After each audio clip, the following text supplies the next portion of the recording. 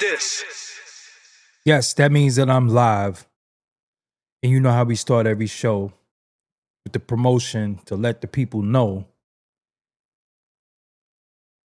that we have the means to support your efforts. You can promote your content everywhere. And everywhere means on my network. That's on my X account, my Facebook account, my YouTube community, my Instagram stories, and my Threads account. You see them on the screen for the low price of $100, which, oh man, some people, man, can't win for losing. What they say, no good deed goes unpunished. Hit my DM at Doggie Diamonds to make it happen. Also, to get interviewed, 35-minute interview. It goes longer though, but I say 35-minute minimum. So sometimes when you interview people, it would be it don't be interesting and people be running out of stuff to say, or they don't have enough background to make it a longer interview. So it's a minimum of 35 minutes, which is a good time for a new artist or somebody that's relatively unknown. But hit my DM at Doggie Diamonds. Let's do that. And you see that it says for rates. So listen, money talk, BS walk marathons. So everything I do, you know, it is what it is. And also, man, listen, Facebook is jumping right now. So my Facebook is facebook.com/Doggie Diamonds Facebook. Doggie Diamonds Facebook. That is the actual URL. So you can go there. Facebook.com/Doggie Diamonds Facebook. Make sure you go there. A lot of content on there. And tonight I'm going to start this show with something I made after I left y'all last night. I was just messing around. And this beat is for sale too. Let's go. Y'all ready? Doggie Diamonds did this. Here we go. This is for sale.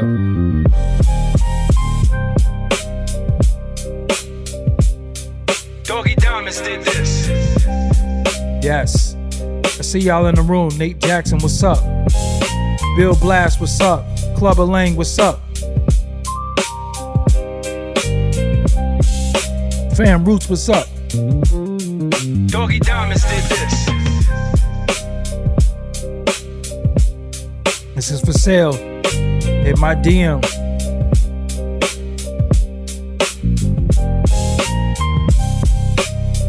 Make sure you get them likes up too.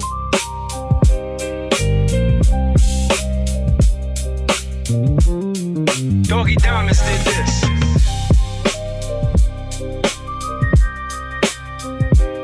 I'm in the building.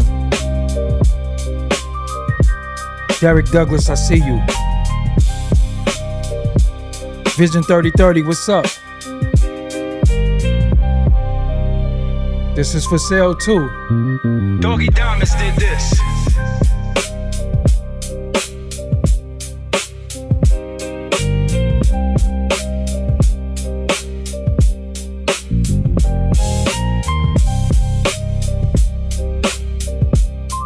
Doggie Diamonds did this. Nah, this ain't no sample.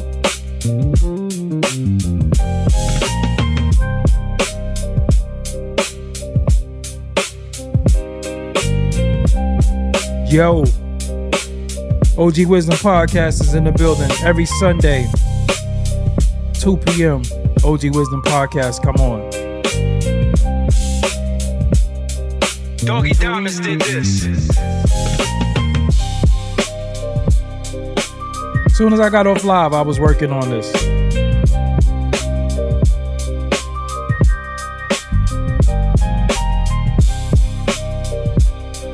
Doggie Diamonds did this. OTG Frank, what's up?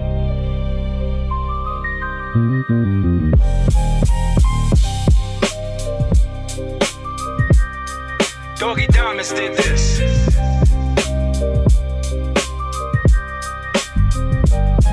This music is for sale too.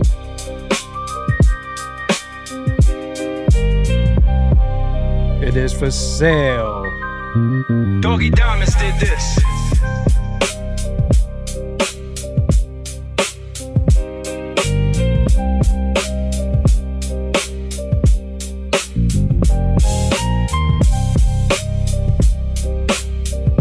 Remember, this is a call-in show too. When the number go up, I'm gonna need y'all to call.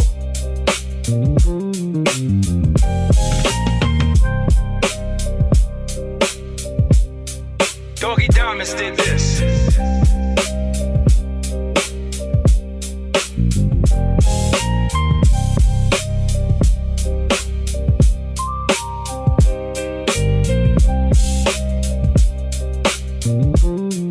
Doggie Diamonds did this. All right, that's it, y'all. So if you want that music, make sure you hit my DM. That is available. Most of the beats that I played, besides what I said is for my album, is available. And I also, when we do transactions as far as the music, we will be doing paperwork. So don't think, yo, you're going to get beats from me and then I see you 6-7 months later or something like that. You know, we're going to handle the business. So what's up, y'all, man? What's going on, man? Be a little lively. I don't know who else is live. I don't know what's going on. Little light, but we just gonna still do what we gotta do. You know, these shows sometimes become difficult because I don't want to talk about the same old lame old that's going on. I know that people want to just talk about the same stuff, but then I be wanting to get y'all involved in some of the topics because y'all voice is important. I don't know how many people do call-in shows where they get y'all on the show, but I like to do that. Especially about the stuff that we debate about all the time anyway. And one of them being who didn't live up to their potential in the culture, who had all the means to make it large in the culture, and they didn't. For whatever reason. Because we could come up with 1,000,001 excuses, and sometimes the biggest thing that we got to just say is just some dudes just they just fumble rooski. They had everything going for them. They had the company behind them. They had a couple of dollars behind them. They had a lot behind them, and they just didn't do what they needed to do. So if you see the thumbnail, you know, I think the person who had the most potential to be a major artist and was set up to be a major artist, and just for some reason it didn't happen, was Joel Santana. Dipset at one particular point was a very, very large street movement that transferred over into being a very, very large internet movement early on. And then it became something major because of the recognition. Whether you love the music or not, that's one thing, but it became major. It got a chance to hit the BETs and the MTVs and, you know, these shows that everybody was watching. It was just more than just public access. It was more than DVDs. It was just more than mixtapes. Oh Boy was a big record.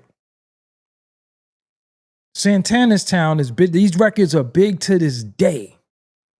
To this day, Santana's Town is a big record. And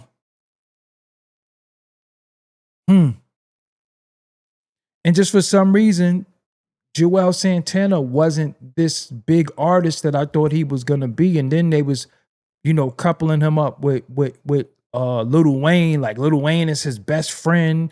And then they're doing this project, I Can't Feel My Face, that never happened. But they teased the project. Then they end up doing Black Republican, which was a scheme that they got kind of tricked into doing that.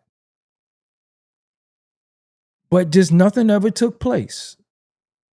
But we can honestly say, we can say Joel Santana's a household name, right? We can say if you say Joel Santana, everybody knows who that is. And just for some reason, even to this day, he just, I don't know. To this day, I don't know if he doesn't want to rap. If he doesn't want to rap, then I say don't. I don't know if he's used to being in the system under the machine, and there's no more machine, and sometimes you got to spend your own money, and sometimes you don't know what to do. Because many artists came into the culture, they didn't really they didn't learn what goes on to make records pop. Many artists just thought you pay certain people, you bribe certain people, and that's it. So yeah, that's what I feel about that.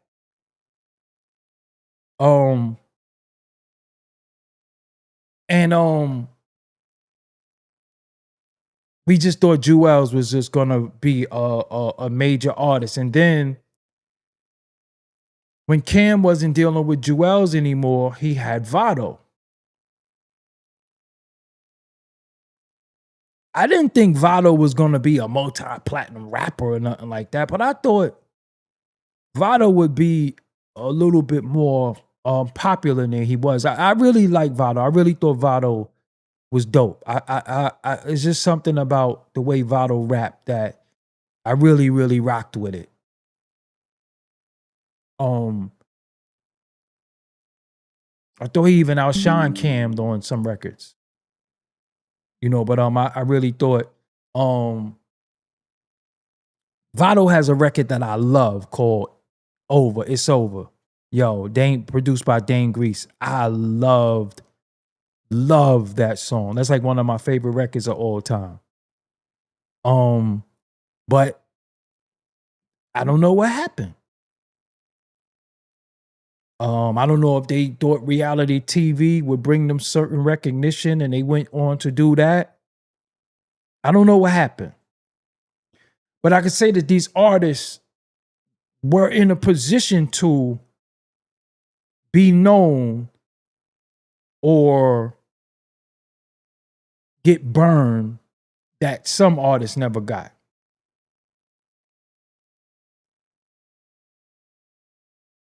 In the next one, I'm going to give you 3, and then I'm going to let y'all call in and give me what y'all think. And then the next one would have to be one of my favorite rappers.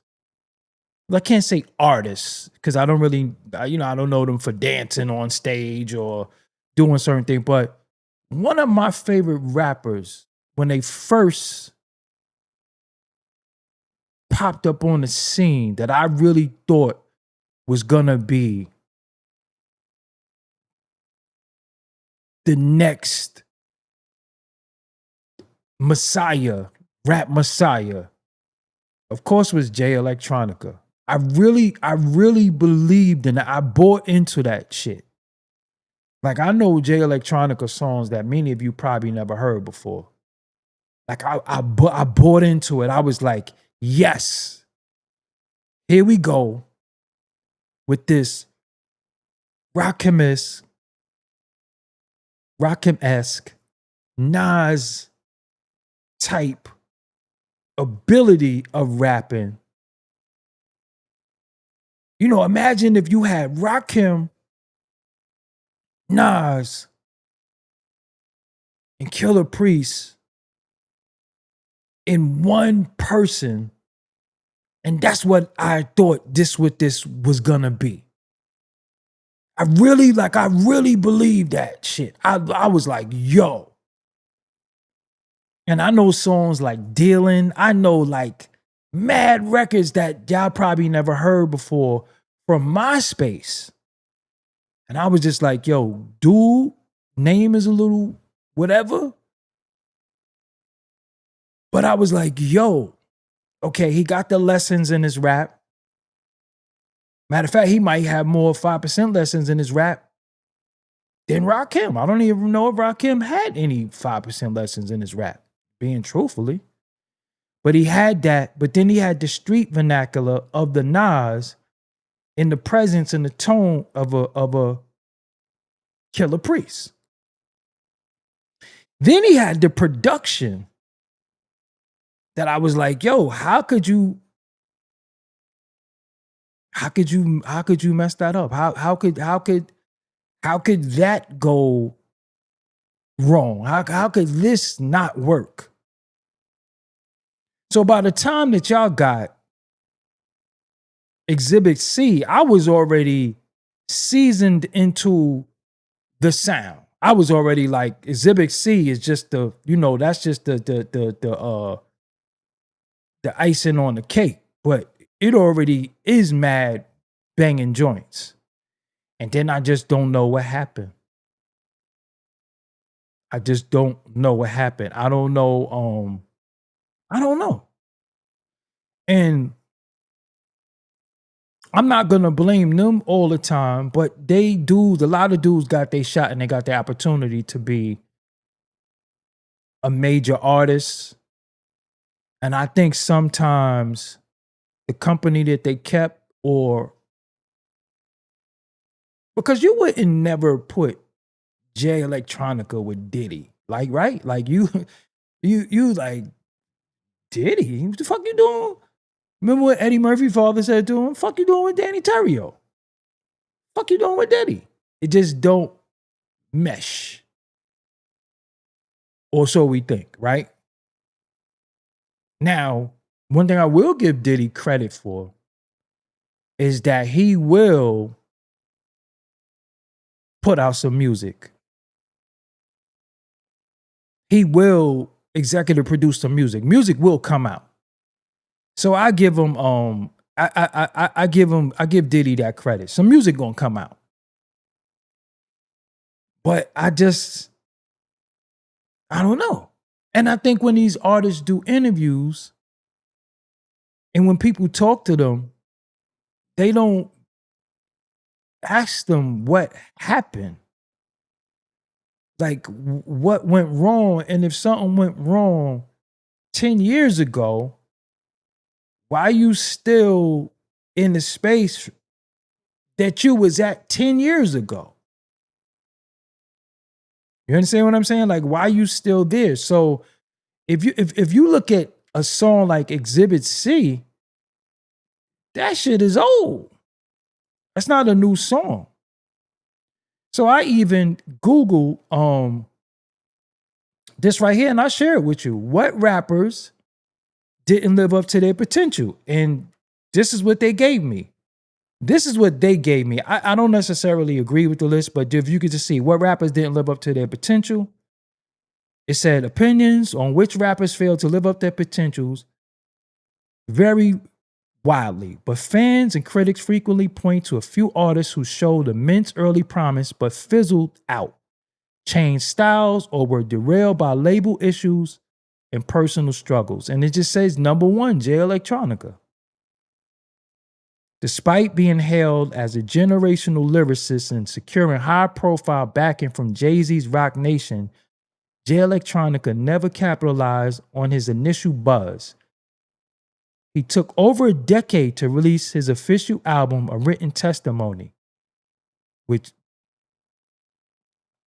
by which time much of the cultural momentum had faded. They also got Chance the Rapper, which I would be BSing if I'm tell you I'm familiar with anything Chance the Rapper really did. I know his name, I know who he is, but I can't really say that I know his music. I really don't.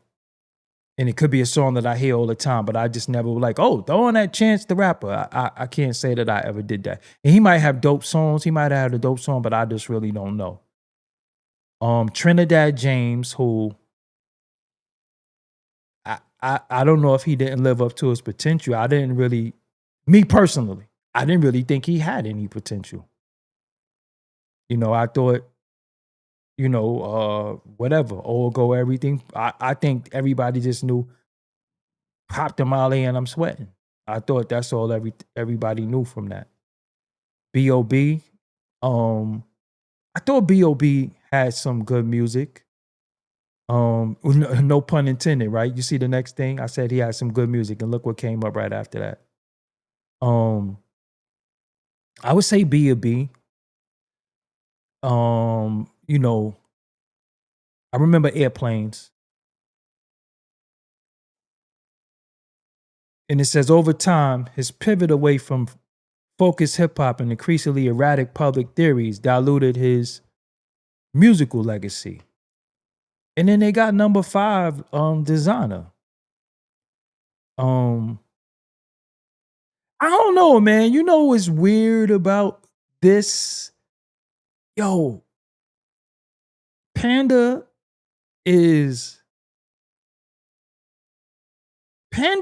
a acquired taste, but I think originally people liked it because he did sound like Future as far as his tone.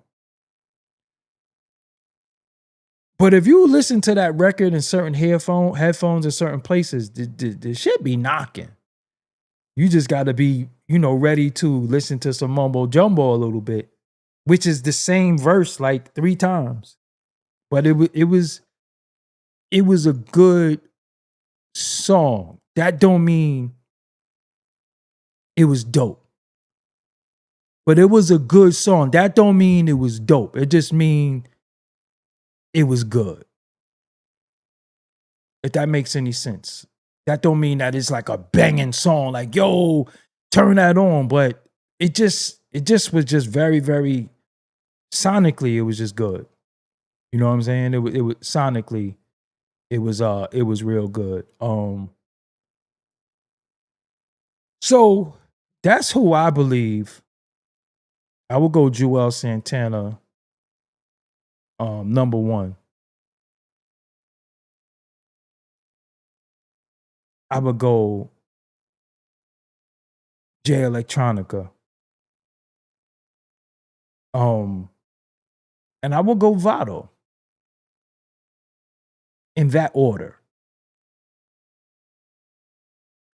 And people might want to say take Vado off because some people might have thought he wasn't going to be shit. But I personally thought Vado was dope. I thought the Boss of All Bosses tapes with Cam was dope. I thought the Gangsta Grills was dope. I could think I could name a certain verses from them joints that I really, really dope. So I'm gonna open the phone lines, and y'all could tell me who y'all think should be on the list. And the number is 516-218-6898. That would be 516-218-6898. Who had the potential to be a major artist and you think Fumblerooskied? Call in. The number's on the screen. And what we're not going to do, we're not going to derail. We're not going to talk about anything else but what we're talking about. So name, and even if you agree with somebody that I put out there, say that, say whatever you want.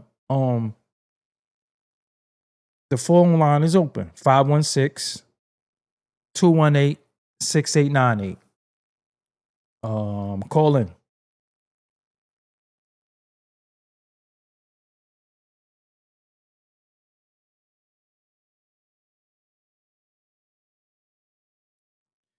Yo, you on the line with Doggie Diamonds. What's your name? Where you calling from? Yo, this is Nat from Brooklyn. BK, what part of the town you from? I'm from Williamsburg Project, Block 2. Okay. So you see what we talking about tonight. Who had the most potential but just didn't do it? I'm gonna go a little further back. Okay. Mike Geronimo. Ooh. Aaron Al Scratch. But hold on, bro. Let's think. You don't think Ill and Out Scratch really lived up to they had that outtake? Nah, okay, go ahead. I just saw Al Scratch on a freestyle, and he is getting busy.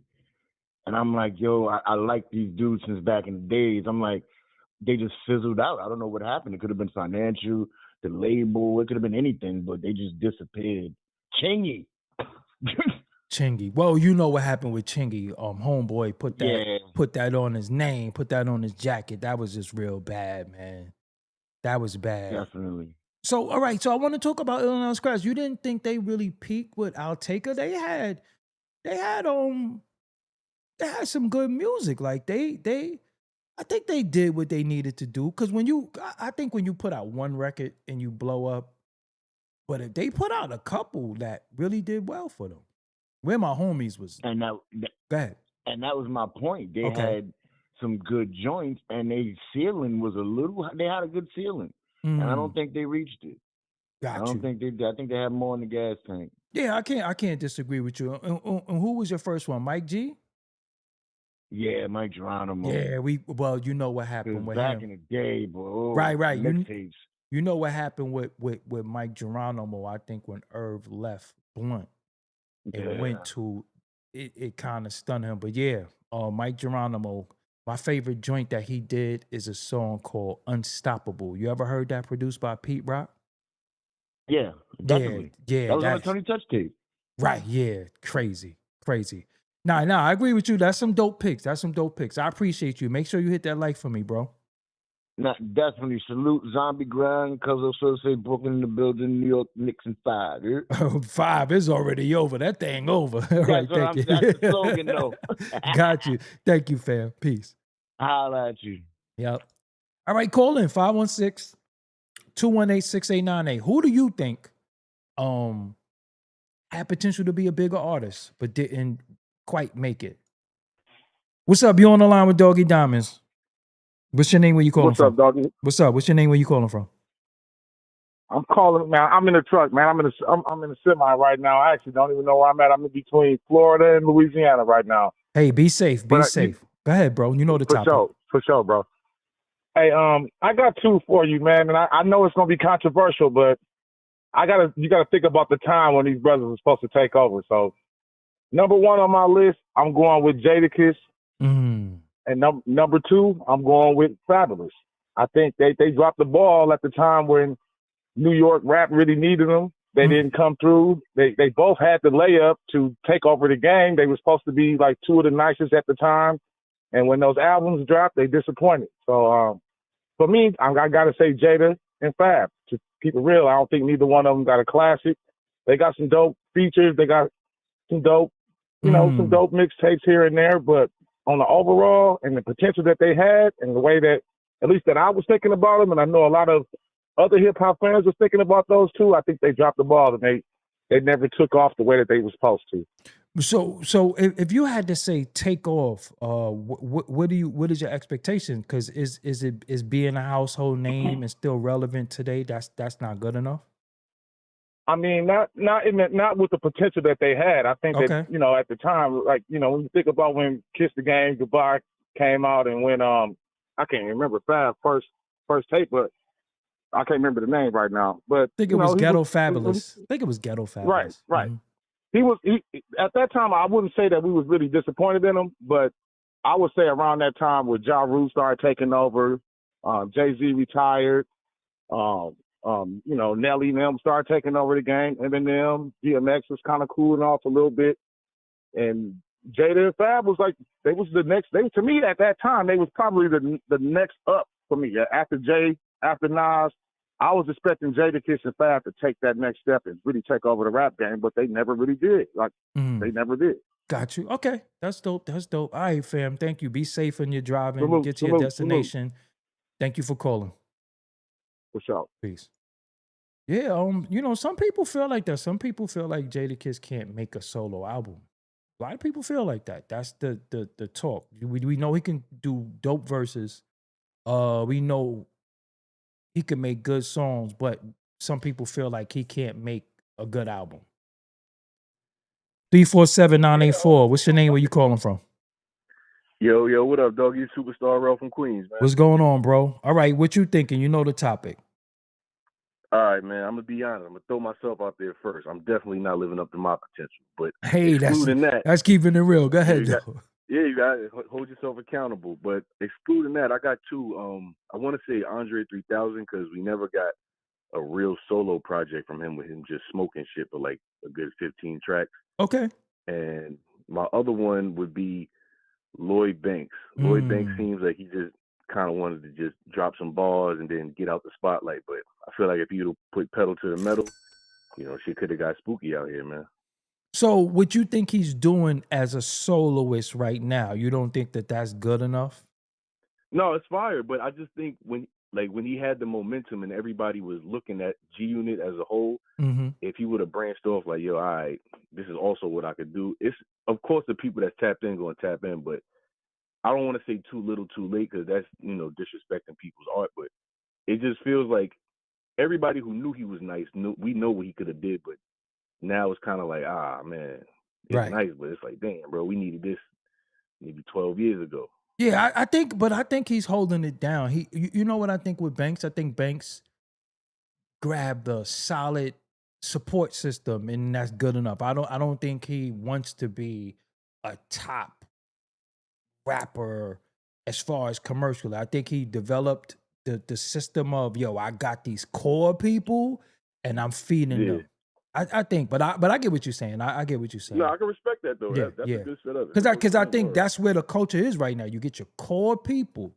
So sometimes you might not see those Drake numbers. You might not see academics numbers on my videos, but I got my core, and as long as we got our core, that's it. You know what I'm saying?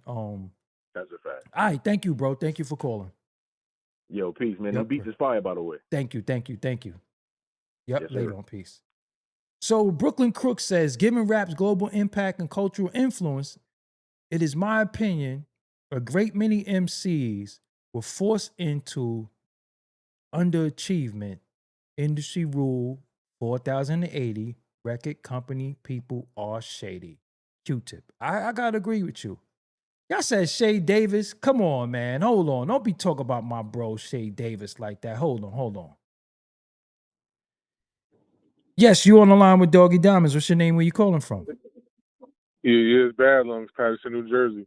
Patterson in the building. Okay. Who Yeah. didn't live up to their potential to you? You see the title. Yeah, I'm definitely gonna go with Jewels, but I'm gonna throw one in there too. I'm gonna say J Hood too. J Hood and Jewels, you know what I'm saying? You think it's J Hood's fault though? Huh? Do you think it's J Hood's fault? Oh no, I mean, the Fallout obviously did a lot. Right. But we can't say he wasn't set up. He was set up. If that Fallout ain't happened and he was able to do what he had to do, he had the layup as far as the streets go. Right. All right, let me ask you something. And that's interesting that you say that. Do you think he was international or he would have been locally dope? I mean, he would have been, what his OGs were. But he had the lane set up from D Block. So I don't know how international he would have been, but he definitely would have been something to follow up for the lineage. So it wouldn't have been just, he would have been the second come, whatever it would have been. We don't know. We hypothetically talking about it now, so. Right. We don't know. And Jewels, I think Jewels had the potential to be international though. Yeah, I think that was that's like the ultimate, where we thought was gonna be like one of the elite, and it just never happened. Never happened. Yeah, that's it don't get no bigger than that one, I don't think. Right. All right, bro. Thank you for calling. Make sure you hit that like for me. Yes, sir. All right, peace. Interesting. What's up? You on the line with Doggie Diamonds. What's your name? Where you calling from? Yo, Doggie Diamonds, this Jim coming from Landover, Maryland, bro. Maryland, what's going on? All right, you see the topic. Who didn't live up to their potential, in your opinion? In my opinion, I think Lupe Fiasco didn't come up to his potential. Okay. And that's okay. Break that down. Why do you think that is? Well, Lupe is a penman genius. I believe he let the powers that be control his way of doing things, and that kind of stunted his growth. Do you think he should have signed to Atlantic Records? I think well, I don't really know the ins and outs of leadership. And with that being said, he should have stayed true to what he do. And yeah, I got he could have been a great of all. I don't know what. Right. You breaking up, fam. So let me move to the next caller. I appreciate you though. I didn't consider Lupe. I didn't think about Lupe. Make sure y'all hit that like button too. We gotta, we the likes is looking good. And call in too. The number is available. The number is 516-218-6898. I want to make a call real quick. Hold on.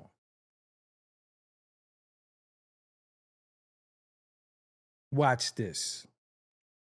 I'm going to take the call in a minute, but hold on. Let me see if I could get somebody on the phone.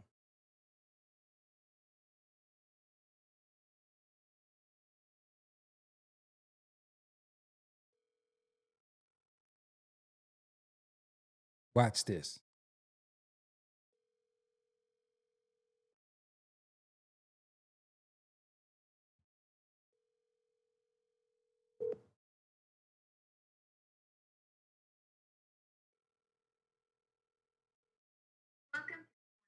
Okay. He didn't answer. He'll call back. Yo, what's up? You on the line with Doggie Diamonds. What's your name? Where you calling from? Yo, this is B from Harlem. Harlem in the building.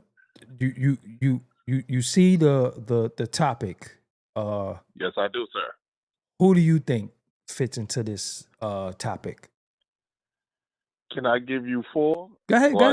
No. Go ahead. It's on you. You called him. All right. My first one would be, I want to say nature. Yeah. I felt like with the Firm album, even though people say the Firm album wasn't all it was supposed to be, I felt like, even though I like a lot of the records on there, but Nature was supposed to be that guy. Like you got the Nas cosign, like you right with Nas, and I felt like Nature, he didn't have that record. He had the best verse on Band from TV, and I felt like he didn't have that record where he could really transition. That defining this is Nature song, right? Got you. Yes. I will also say Beanie Siegel.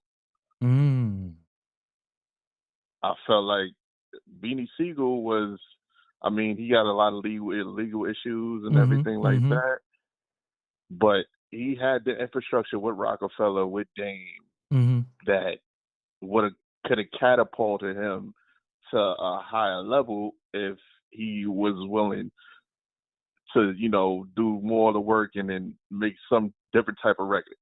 Right. Because I felt like the thing with Beanie is like he liked to make the same types of records. You didn't like that second album? I thought the Neptunes joint was. His best album is the third album, The Be Coming. I thought that's the second. I thought that's the second. No. The first album is The Truth. Okay. The second album is The Reason, and then the third album is The Be Coming. Absolutely. Okay.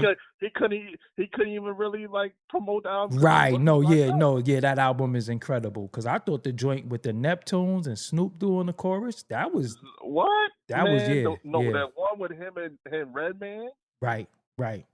Oh my God. Remember Bread and Butter with Brand Nubian? Bread and Butter. And my favorite joint on there. My favorite, he did that album is incredible. Incredible. Yeah, that's one of my favorites of all time. Yeah, right. My favorite. I'm agree with you. Go ahead. Yeah. My third one is gonna be Cassidy. Okay.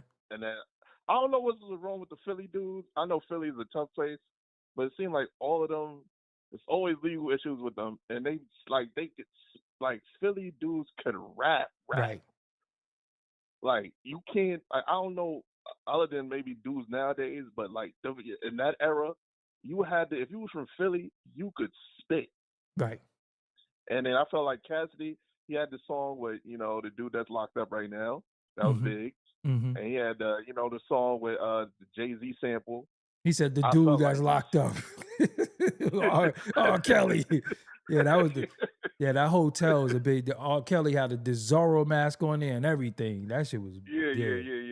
He was he was flagrant with that one. Word. Yeah.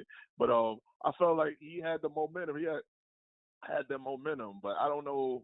Maybe it was like other people wasn't gravitating towards him or whatever, or he wasn't making the certain type of records that after those records that was going to help him. I don't know, but like I felt like he could have been one of them because everybody was messing with. After that, I'm a Hustler. Yeah, everybody was messing Yo, with hold on, fam. Somebody in the comments said, "Big Loke, you foul." Big Loke 3442 said, "Jewels is somewhere like G Money smoking crack by the fish tank." I'm ready. Yo, I'm ready to end the show. Nah, you come on, man. You don't do Jewels like we ain't gonna do that. don't do him like that, man. Even though he do look kind of fiend out sometimes, but we ain't gonna do that. We gonna do that to Joel, man. Goodness gracious. Go ahead though, that's bro. Crazy. Go ahead. My last one, and before I get out of here. All right. And then I know you love this dude. I love this dude too. I felt like he could have been probably top 5 ever, and that's Inspector Deck. Right, but soloist. Right. I don't really know what happened. I think the flood might have took a lot out of him. Because it definitely messed his album up. Messed his album up. But yeah, it's tough. Like it's like, man, because it's so like when you talk about he's another dude that doesn't get his credit for being like what they call a punchline rapper. Right. That's real metaphorical and lyrical. Right. Like he's one of those first dudes. Like he was like around that time with Lord Finesse and Big L. He was one of them. He was Redman, and he was one of them ones. Like but like he don't get that credit. He don't get to talk about it. Maybe because he doesn't have, like I said with Nature, he don't have that his own defining record. I know. I thought that song could have been Rec Room. I thought Rec Room was dope. I Leave Your Brain in the Cobra Cuts. That shit is fire. Yeah. I thought that could have been one. I thought that could have been dope records, but it's like I don't feel like that is his defining. You would say his defining record is Cream, his verse on Cream, absolutely, or his verse on Triumph. No, Triumph, Cream, and Cold World. But like people know that Triumph. Triumph might go down as one of the greatest verses ever. Triumph might be definitely. And Cream is probably a top 20 hip hop song or top 10 hip hop song of all time. Of all time, absolutely. Right. So those, if he would have had his own solo record, I felt like he would get way, way more respect. Right. No, those some dope picks. I didn't even really think of that. All right, bro. Thank you for calling. Thank you, Doggie. I appreciate you. I got hit that like button and everything. Thank you, bro. I need all the likes I could get. I need them shares, Facebook, everything. Hype the video, everything. I need all of that. Keep the integrity. Keep for the love of the hip hop. Yeah, man. that's the easy part. See, we talking hip hop tonight. You know the numbers is always be light when we talk hip hop, but we talk BS. Yeah. But don't let all these other so-called podcasters and everything like that, what they nonsense that they talk about just to feed their algorithms and right. numbers. Yeah, you doing the right thing. You the purist. Right. All right. Thank you. Thank you, bro, for calling in. My brother. All right. Appreciate you. Yep. Somebody said assassination day. I love that verse. The way his vocals was cutting through on that. Assassination Day, that's my favorite. Yo, that's one of my favorite Deck joints too. Y'all see the topic. Call in. Give me your input. Your input is needed. 516-218-6898. Call in. I'm appreciating everybody in the chat, active in the chat, throwing them names up. That makes it look good. Make sure you hit the like as well and hype the video when you get the chance. Well, call in 6898. Yeah, I see. I didn't think he said Ill Out Scratch. Yeah, Ill Out Scratch we thought was gonna be a major group too. Ill Out Scratch used to look like I used to think it was Diddy and one of the niggas from Dirty Rotten Scoundrels. Remember the nigga who sung Gangsta Lean? I used to think Al Scratch was that nigga. I ain't gonna front. But now we in a time where we doing a drop mic, and it seemed like that's what dudes got to do to get recognition again. But you know, to be honest, I think the best freestyles that people do that aren't being spoken about is drag on freestyles be crazy. And I think that they were very, very popular and then they fell off a little bit. But drag on freestyles be crazy. And I thought drag on was gonna I thought he was gonna blow up too, being with his affiliation with DMX. And I remember when Drag On at one point in Cameron sounded alike. Yo, let me ask y'all something. Do y'all remember when people thought Joe Budden was Rasheed Wallace? I know I might be taking y'all too far back in the culture, but people thought Joe Budden was Rasheed Wallace when he first came out. Because if you listen to Rasheed Wallace voice and Joe Budden voice, they got a similar ass voice. And people used to think Rasheed Wallace was Joe Budden. That's how long ago, that's how far back I go. Even Red Cafe and Obi Trice got the same exact voice. Same exact. They just don't run. Obi Trice might be another one. Obi Trice has some shit. Remember the setup? Yo, I used to love the setup. With Nate Dogg, yo. Obi Trice, yeah. Obi Trice had maybe like 3-4 records I like. But call in, man. Call in. 516-218-6898 before I close the phone line down and just end the show. But somebody said Confessions Cameron was the best cam. I think the best cam was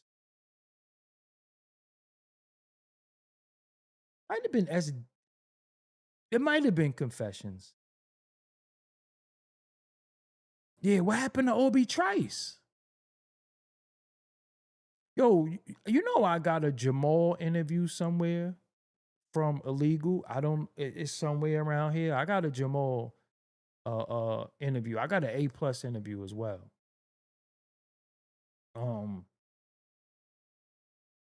But call in, y'all. Call in. If y'all in the chat, you only got one phone. Just call in. Just leave the chat real quick. Call in 516-218-6898. Yo, you know who don't get a lot of credit for Dipset?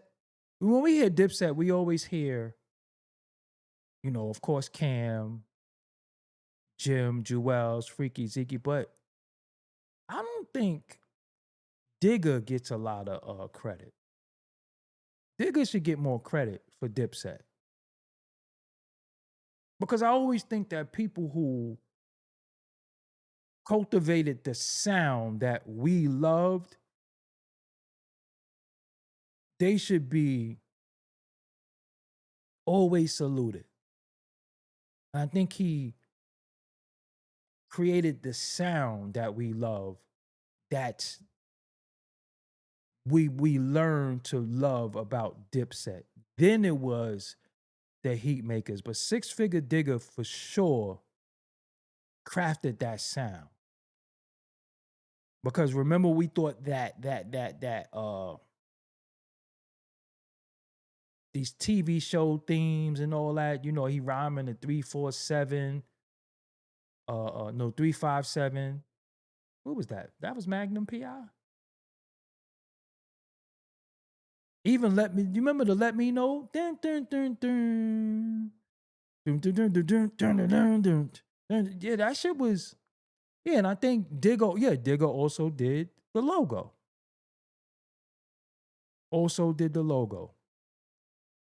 Son NY too was dope too. I believe he was from Rochester, if I'm not mistaken. And he had a dope joint on his first joint. His first song was dope. I think he was signed to So Def, and he won on 106 in Park. But yeah, his Son NY that beat was dope as hell too. That beat was dope. He was in the comments too when I didn't salute him when I was saying Rochester and Buffalo. Yo, when I did that upstate thing, that show, man, I didn't really know that the clip was gonna get taken. And it just went out of control. A lot of people felt the way about that. Believe it or not. I felt like when I said that upstate saved New York hip hop, believe it or not, it was nobody from the town that was upset. It was the dudes upstate that was a little bit mad because they felt like they wasn't included in the conversation. But if I say Rochester and Buffalo, if you from them places, you should just be happy. I didn't, because it's like if you say Brooklyn, you might not know all the Brooklyn heroes that was out rapping. You get what I'm saying? You might not know. You might know the names, but it was other people. You might say, yo, Jay-Z was nice and Biggie and all that, but it was other people from Brooklyn that don't get the recognition that people get, because Jazzo is nice. Source Money is nice. You know what I'm saying? We have people from Brooklyn that's incredible. But of course, when you say Brooklyn, we're going to say Biggie, Jay-Z, Fab, AZ. You're going to say those names. But at one point, Smooth the Hustler was one of those ones. In 96, Smooth was one of those ones in 96. You know what I'm saying? Just like when we think about the Bronx, we always gonna say the Bronx, but Fred the Godson was nice. And I never said Fred the Godson was nice after, he left us. I said it when he was here. You get what I'm saying? But when we say the Bronx, of course, we're gonna say Fat Joe, KRS.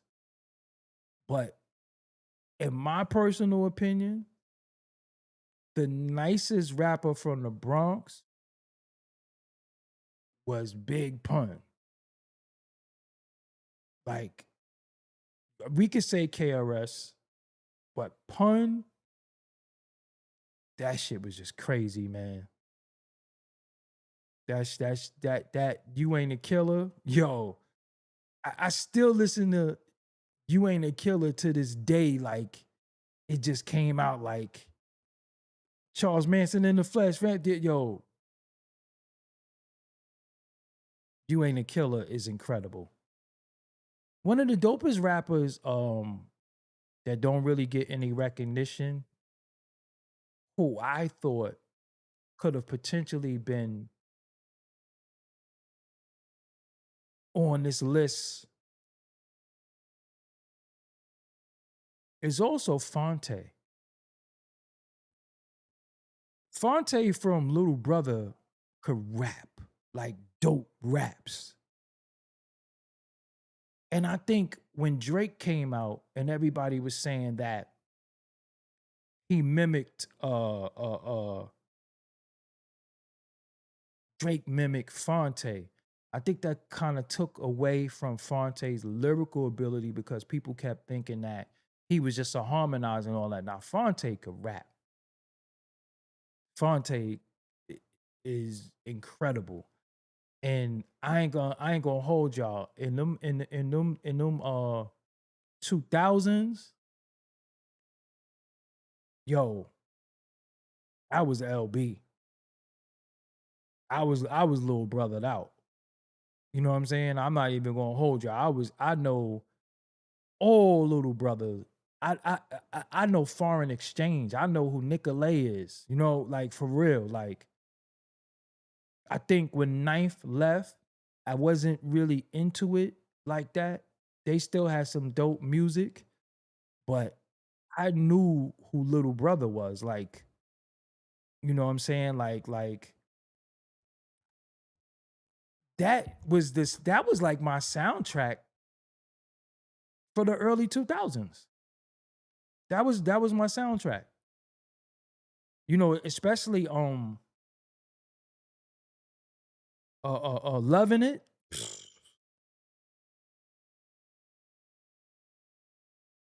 Shorty hit the brakes too late. Like I just knew all of that Little Brother. I ain't gonna front. I wasn't really a big Pooh fan. But I like Joe Scudder. Cause you know, they will call the Justice League first. You know, and especially when Ninth Wonder did the album with Merce. Merce is dope too. Merce is dope. Only thing that I didn't like about Merce, when he kissed that dude in that video. I was like, nah, no. But that Merce 316,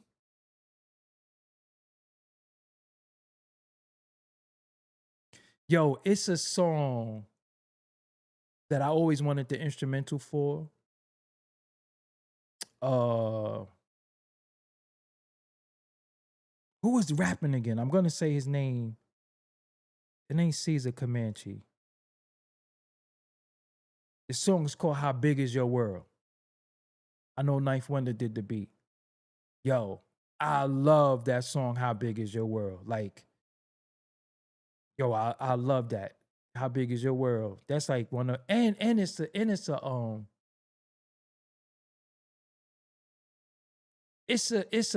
a story song that Merce got where the beat changes 3 times. Crazy. Damn, who made that song How Big Is Your World?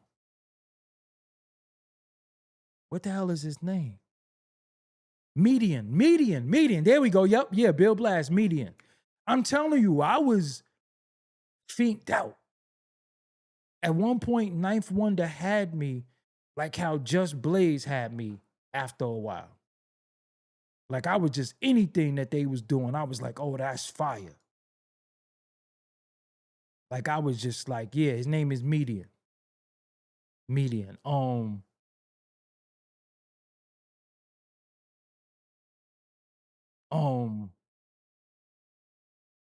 Yeah. Legacy was dope because Legacy spelled his names with the periods after every letter. Mm-hmm. Nah, Little Dap had a dope voice, but nah, Little Dap wasn't. No, he wasn't. Nah.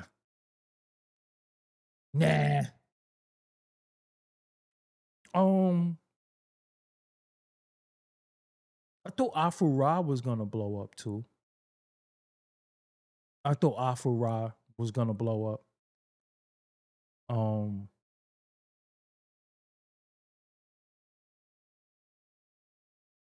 Yo, did y'all see Souls of Mischief doing 93 Until like updated? Yo, Souls of Mischief is still crazy nice. Look up Souls of Mischief 93 Until updated. Yo, that's the first time I've seen somebody do their song over with new raps, and I was like, lay that shit down. That's what it used to be called, lay the vocals down. But yeah, Souls of Mischief shit is crazy. Souls of Mischief, like crazy. I see Lord Jazz from Lords of the Underground in the building. Journalists got the song On My Own with Marsha Ambrosius singing. That's one of my favorite records. Journalist was from Philly too. Yeah. I wouldn't say they put Cali on the map. I would say they put the Bay on the map. But yeah, Souls of Mischief is like, goodness gracious. Yo. I remember when Passing Me By first came out. Yo. I don't know what's the best part of that beat. Passing Me By. Maybe it's the now there she goes again. The dope is EP. I think the Ethiopian. I think that part of the beat is because you ever hear a beat and you be like, damn, I don't know what's the best part of the beat. Passing Me By is one of the ones where it's so many dope parts of the beat. But I think when he said, now there she goes again, the dope is Ethiopian, that's the part. That's That's the best part of that beat. That's the best part of the beat. And I be trying to, capture that's I be trying to, when I make music, I try to capture that feel of the music is so big that you don't even if you had an MC, cool, but the music, like I was explaining to y'all last night, how the music takes you in a mode, how music takes you into a mode. Yo, all right. Before I go, I'm gonna tell you a song that I love. And they wasn't really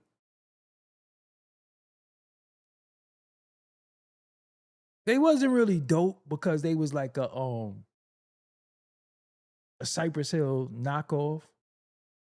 But I used to like Funk Dubious. I ain't gonna hold you. I used to like Funk. I never like that Rock On remix by Buck Wild. Oh, so stunning. The girl's never running. Oh, yo, I used to love that Rock On remix. Oh, man. I used to love Funk Dubious. And the main rapper name was Sun Doobie. But Funk Dubious, it was just a Rock On remix. Yo, I love that. I love that Rock On remix. Like, that was just, I used to fiend for that to come on Rap City. Yo, I used to love Rock On.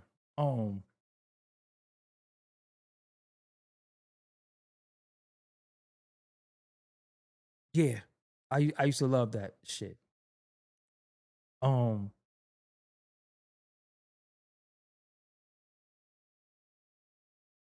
about I Ain't Get It Yet by Sonny? I don't know nothing about that. Boogie Monsters was fire because they used in the Honey Dips in Gotham song, That's for the Love of You by the Ozzy Brothers. So I told y'all this before, but this is a little hip hop 101. The Boogie Monsters song, Recognize Thresholds of Negative Stress. Easy Mo B's brother, LG, did that beat.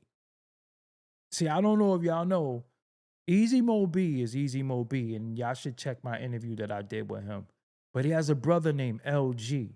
His brother LG is actually the one who produced all of that Ill Out Scratch music. But he also did the Boogie Monsters music. That's Easy Mo B's brother. His name is LG. LG Experience. So, yeah. So imagine having a dope ass brother who Who DC? He's called him Patrick. Damn. Don't do him like that. Yeah, Easy Mo B brother, LG. Yep. He did the question mark asylum. Hey, look away now. Yeah, that shit was dope. Hey, look away. Hey, look away now remind me of The Box. Yeah, that remind me of remind me of The Box. You know who else is No, it's cool. You called him his government. That's his name. People don't know that. Yo, you said Pudgy. I got a Pudgy the Fat Bastard interview in here somewhere. I got to look on the other hard drive. I definitely did that. Definitely did that. The Nation joint with Khadija. Yeah. Yep. Yo, I'ma fuck y'all head up. This is somebody I knew for a while, so I don't want to be seem like I'm biased. But y'all remember the Misfits? I be representing the Misfits. Y'all remember that? The bass line. I grew up with, I knew Rubber Band for a long time. Rubber Band live in Japan right now. Marquess, they were all dancers. They were actually Mariah Carey dancers. And they're in like the Dream Lover video and all of that. It was Peekaboo. Marquess and Rubber Band. The bass line on that goddamn Hoobie. Goodness gracious. My favorite Devin the Dude record is Anything. Because that's the Rick James Hollywood sample. The Bush Babies, I grew up with them too. I knew when I came into the culture, my good friends was, of course, the Youngsters and the Bush Babies. We were all teens.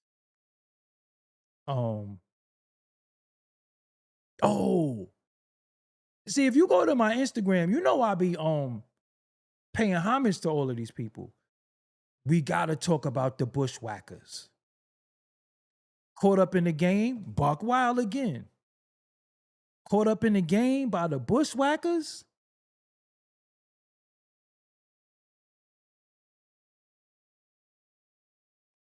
Funny story. I don't know if Jazz remembers this.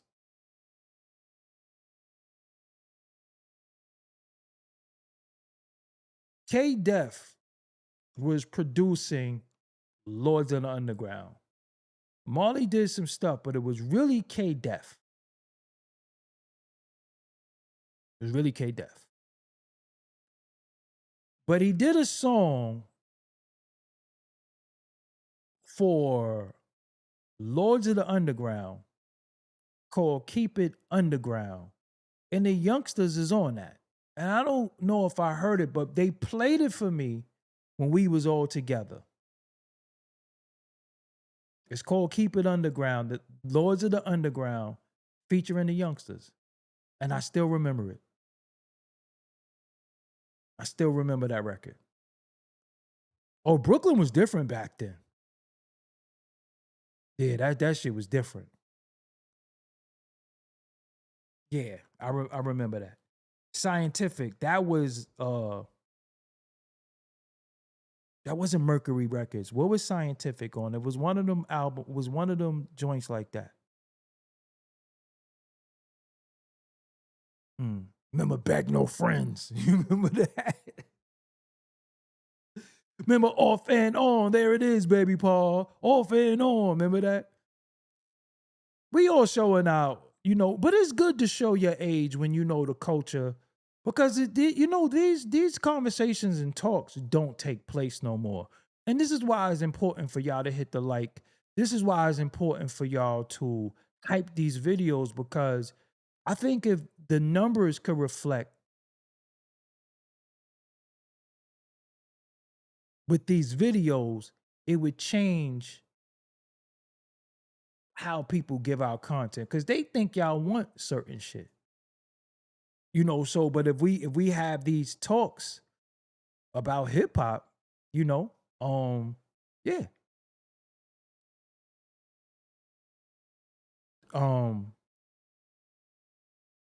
What's the wallpaper? The wallpaper is from the thumbnail that I made in Photoshop. This is the thumbnail to this video. That's what the wallpaper is. So I just kept the spilled milk, you know. And this, oh shit, what the hell? And this no way is not a diss to Joel Santana. It's just, you know, people will be having questions and that don't get answered. You know, but I mean, if somebody said it looked kind of sus, if you could look at that and you see something that's some mook shit, that's just what you thinking about because you would know that that's spilled milk based off the topic in the thumbnail. You know, but I know sometimes, you know, some of y'all just suck dick.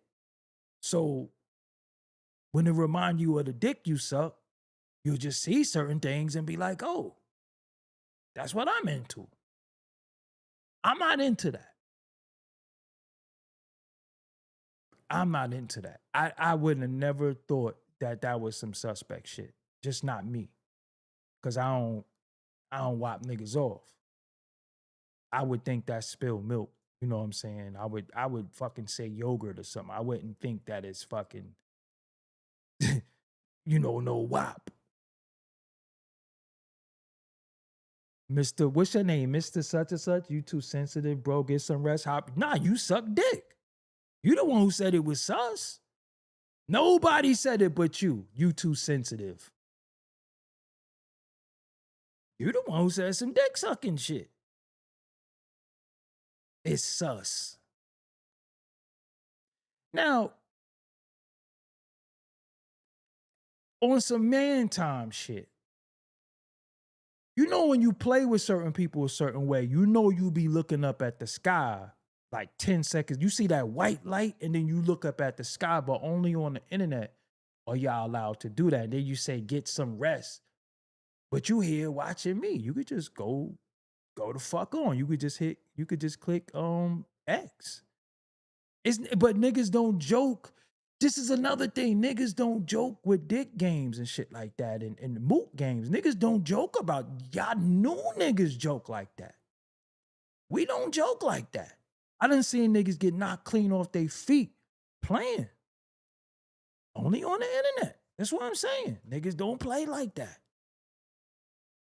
Niggas don't be like, yo, what's up with my dick? It was a particular point in time when niggas was getting fucked up. And I miss it. I miss those times. Because if we all here, you know, we all secure with what we got going on, we not going to play like that with each other. So you come into the room and play moot games. We wasn't playing that. You know what I'm saying? Everybody saw the thumbnail. It looks sus. Only you thought about dick. You know what I'm saying? Out of everybody in the room, it's over 200 people. This is you just sitting there twiddling your thumbs. Dick.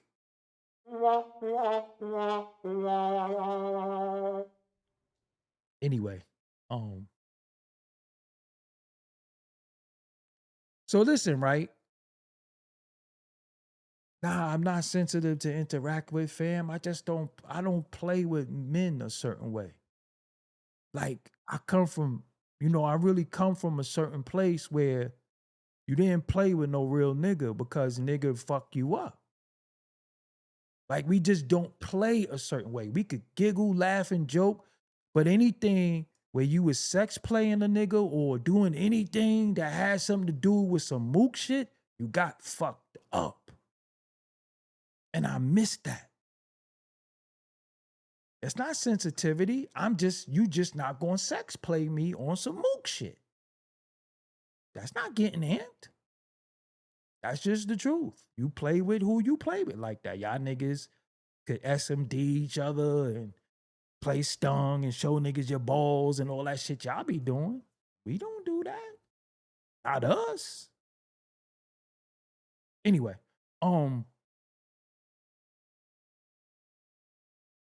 yo, you know who was fire too? I put them on my IG. That's why y'all should follow me on Instagram, Doggie Diamonds.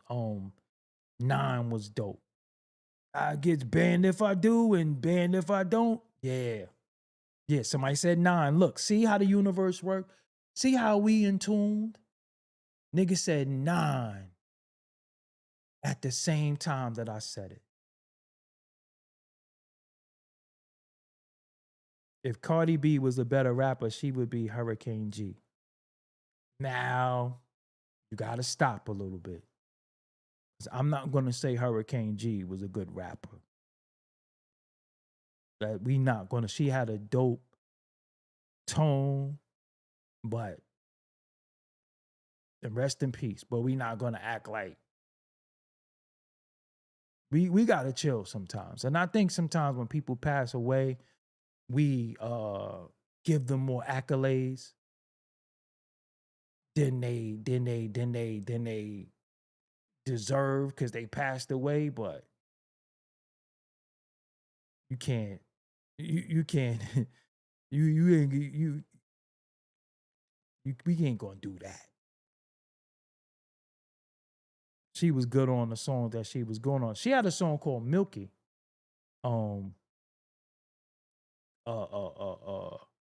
That I asked Eric Sermon about that that he never put out. And Milky is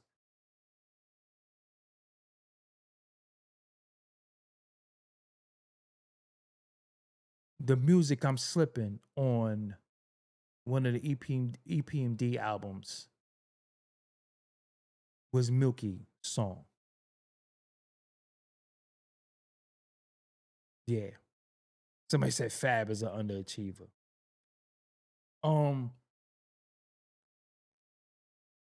Do y'all, you know what's funny? You said if Twista was white, people would call him the GOAT. I don't think so, because y'all know Twista, but I know the almighty tongue twister. That's not the same Twista that did the song with Do or Die, Do You Wanna Ride. The almighty tongue twister had bees on his neck with a funny style ass hat and was rapping. You talking about Jay-Z was rapping like the Fushnikins. That is Twista. So the almighty tongue twister changed his image to a different dude. That's not, y'all see this new Twista, the almighty, he was like Jamal Ski. Yeah, you're right. Thank you. Pride 80 or 60. Yeah. Profile was a bad label. DJ Quick was on Profile. Run DMC was on Profile. But yeah, that's the almighty tongue twister. He had them bees on and shit. Yeah, that wasn't. Then he stopped and became like a pimp dude when he did the shit with Do or Die. That Do You Wanna Ride shit. Remember Redhead Kingpin? No, Twista is fire. Like Twista, I'm not gonna front on Twista, but what I'm just saying, when he was almighty tongue twister, that shit was trash. Just keep it real. That shit was trash. I never really liked Heather B. I never liked Heather B. I just didn't. She was on The Real World and I didn't get the tough shit. You know, I think I like All Glocks Down a little bit. Yo, no, Crew was fire. Yo, you know what's funny about yo, all right, let's say this too. See, I said Jamal Ski. Yo, super love a C and Casanova Rudd. But listen, right? Yeah, because Poe Pimp, he was like, where your ride at? On the passenger side of your feet? So look, one thing about hip hop that's strange is when you say you don't like something, people take that shit so personal. Just sometimes you don't like shit. Like you should be able to say what you dislike without motherfuckers crying about it. You know, it's preference. I never liked her. I just never liked Heather B. Never. Lin Q was ISIS first. Apache was dope. So look, all right, Apache had a song called Hey Girl, produced by Large Professor, that used these drums by the Whatnots. If I'm not mistaken, that's Milo from Lords of the Underground on the chorus. It's called Hey Girl. But there's a break in the drums. Those drums went on to be famous for Bucktown. Speaking of which, hold on.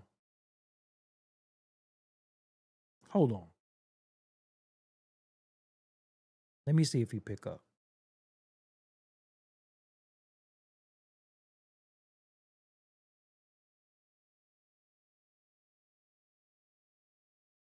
Damn, I don't got his number in the fucking this phone.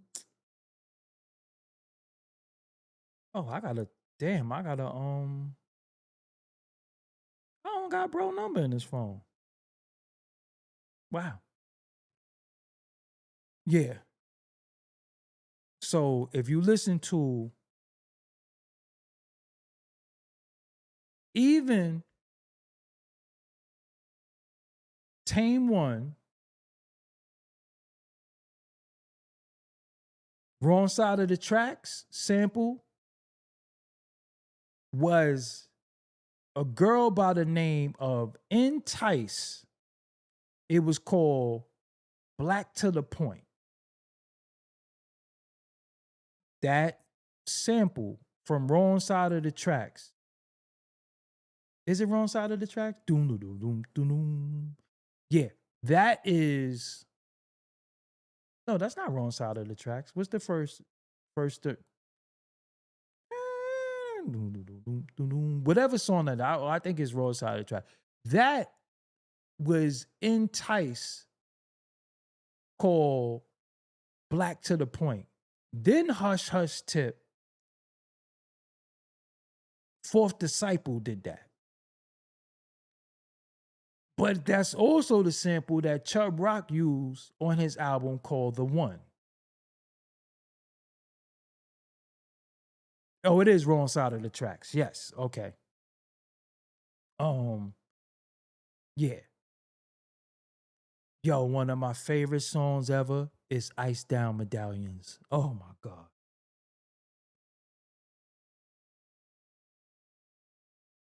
Motion Picture, yo, that's like one of them. So Entice had a song that used to only come on BET called Hush Hush Tip. Remember Champ MC? Y'all remember Champ MC?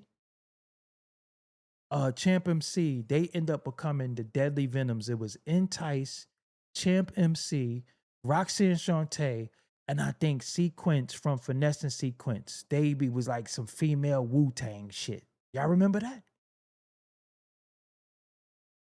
Y'all remember that?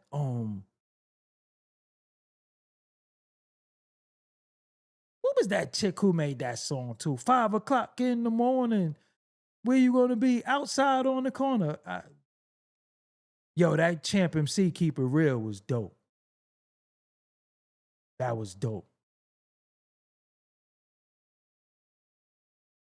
Damn, you know it's funny because I still listen to a lot of these songs. Oh, where EA Ski did the Champ MC joint? That's dope. That's dope. Nonchalant. That's her name. Yep. Yo, you know who we didn't put on here? Dage Loaf. Dage Loaf. She was supposed to be like a big artist. Remember that Try Me shit? We thought she'd kill your whole fucking family. I didn't like that family shit though. I ain't gonna hold you. I was like, get the fuck out of here, family. The UMCs was dope though. And you know what's funny? They both went on to have solo success because Kool Kim became NY Oil. And I think NY Oil, You Should All Get Lynched, is one of the dopest songs ever. Listen to NY Oil, You Should All Get Lynched. And Hash G is Phantom of the Beats, who did the most famous beat would be Magic Stick, as well as Apollo Kids from Ghostface album. Yeah.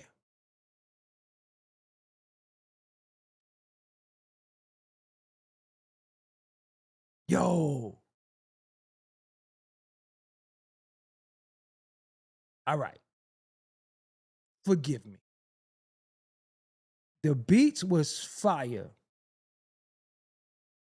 But I didn't like Larry O like that. He wasn't really that dope to me. But K-Def and Larry O, real live shit. If y'all know where that sample come from and y'all know what K-Def did to that Marvin Gaye shit,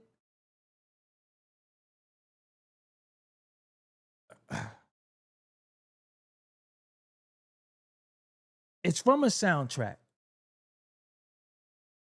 And it's a song. I ain't gonna tell y'all the title of it, but Marvin Gaye goes, but it goes, and K-Def took that one stab and made it go, When I first heard that shit, I said, no, that's not that Marvin Gaye shit. If y'all know where that motherfucking real live shit come from, body that shit. Yo, body that shit. Like, yo, even the turnaround. Even the real live shit remix. Yo, you know who could be on the list too? Killer Sin. I thought Killer Sin was going to be one of them ones. Oh, okay. Thanks for telling me that. I'm going to look that up. Yo, the turnaround. But remember the real live remix?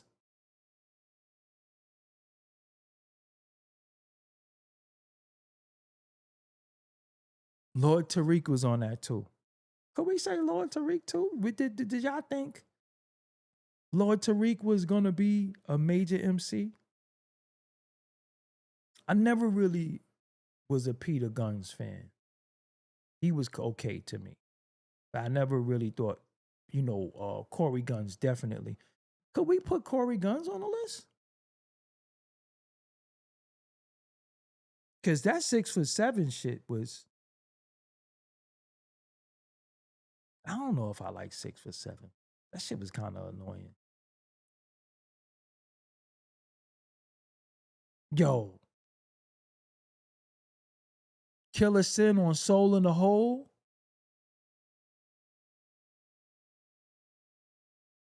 Killer Sin sounded like.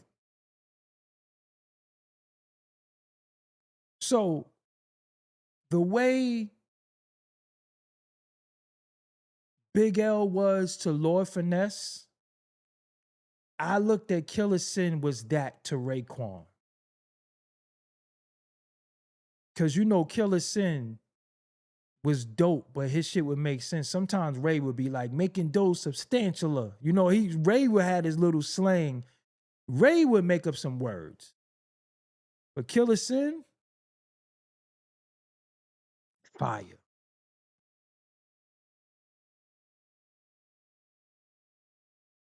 Who made Pronto? That was Crew, right? Pronto. Mike, I didn't like Pronto though. Somebody said Snagglepuss. That's my dude too. Snag is my guy. I never called Snag on here for y'all. Yo, low key, don't tell nobody. My favorite rapper in Sons of Man was Hellraiser. Oh, LEP Bogus Boys is dope too. Said Cuckoo Cow in my projects. Yo, I had an argument on X, and y'all wasn't there to hold me down. So I'm a little tight with y'all. Dudes try to tell me on X that Big Daddy Kane Big Daddy Kane was more of a punchline rapper than Kool G Rap. They try to tell me Kool G Rap is not a punchline rapper. Kool G Rap might have made that shit up.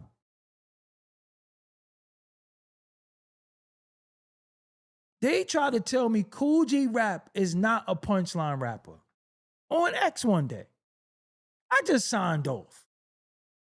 Because I'm like, at the end of the day, I could just tell when niggas don't know rap. They were saying Big Daddy Kane is more of a punchline rapper than Kool G Rap.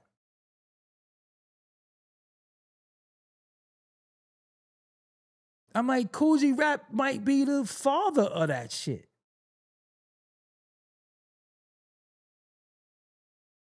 Kool G Rap is not a punchline rapper? I'm talking about X, aka Twitter. Big Daddy Kane is more of a punchline rapper than Kool G Rap. There's no bigger punchline rapper than Kool G Rap. He's number one.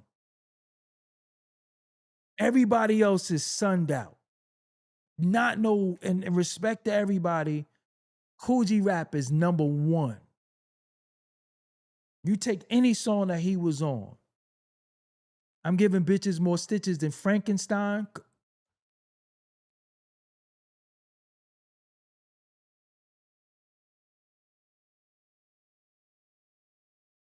He started the goddamn symphony. Thoughts is twice as far. Coming back like I'm avenging my brother's death. Kool G Rap is the father of punchlines. He's the person who started it. But people will be like, nah, it was Kane. Why? Because he said put a quarter in your ass because you played yourself. Nah. Kane got some shit. But Kool G Rap is the father of punchlines, metaphors, similes. That is Kool G Rap. He started the symphony with a punchline. Straight like that. G Count is dope. G Count had a song called Fuck 12. I love that record. Yeah, somebody said they slow. But okay, it's 10:45. Let me roll. Let me get up out of here. And I'll holler at y'all later on. I know I'm about to leave y'all and work on some music. I got something that I want to do. I mean, without Kool G Rap, there's no pun. There's no Akinelli. They'll tell you that. There's no Akinelli. Akinelli was a punchline. See, even if you look at Live at the Barbecue. Every Akinelli line was a punchline. Nigga said, get a shovel and dig your grave because that shit you talk is dead. Come on now.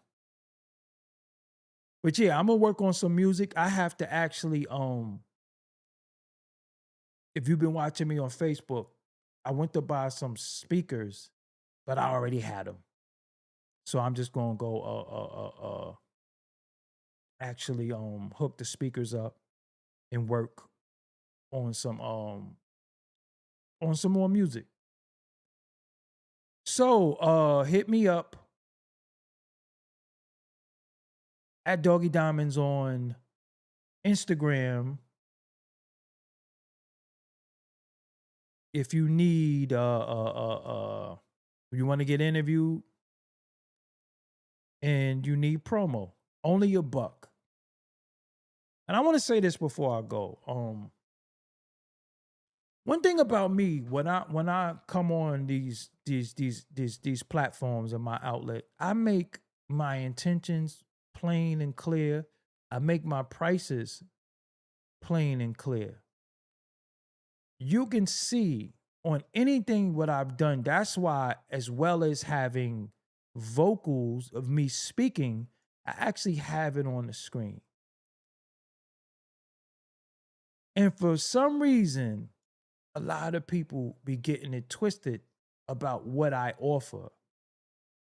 So you're not going to see what I offer and then just say, oh, you supposed to do this and do that. And a lot of times I don't charge a lot of money because everybody don't got it. And like I said, I feel like everybody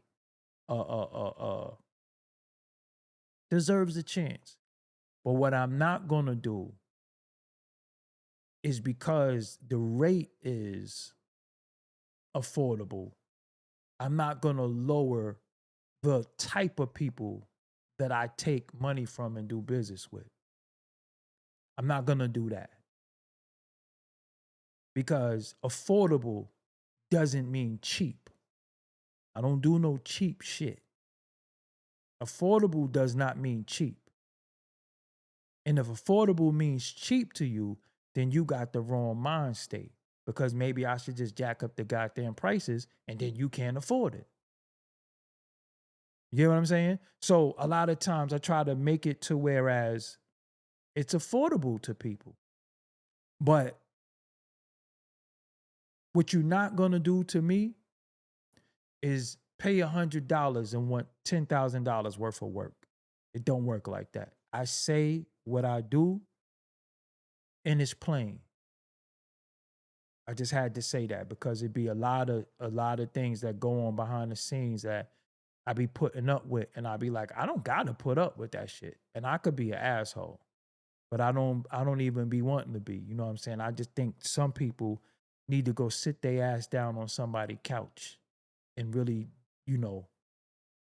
really get your etiquette right. On that note, I'm out of here. Peace. Make sure you watch these related videos.